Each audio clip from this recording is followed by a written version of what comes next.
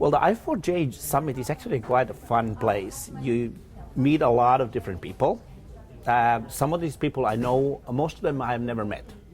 I've exchanged emails in a mailing list with them, so it's always fun to get a face. Secondly, I like to hear some of the talks, the pitches of the companies. Coming a sort of joint academic and business background, I find new companies always fascinating because they are the cutting edge of the new ideas. I think it's super important to arrange workshops like this.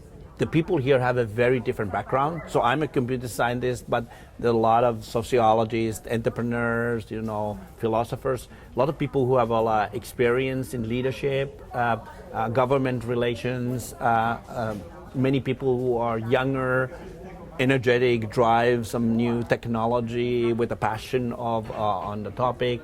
And I think, and my prediction is that this is not gonna go like in down in some slow way of getting smaller and smaller. I think that one day, in a few years, you will have really large summits of this nature. I'm sure the unemployment disruption questions are different in what I call the emerging markets. The places like India, China you can't call so much emerging market any day anymore, but Indonesia, Africa, then Western world, North America, Europe. I would say structurally they are different. Europe has maybe in some sense a stricter constraints on a lot of the job market, like strong unions or higher regulatory aspects than North America.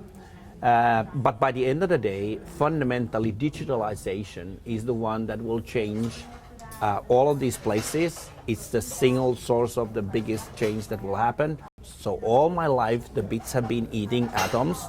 Like media, music is gone, images are all bits, we have more videos become bits, books are bits. So this trend fundamentally together with internet, the accessibility of information will change the dynamics of the job markets and the businesses so heavily. Does it change it for the better or for the worse, or maybe a little bit of each? It's both.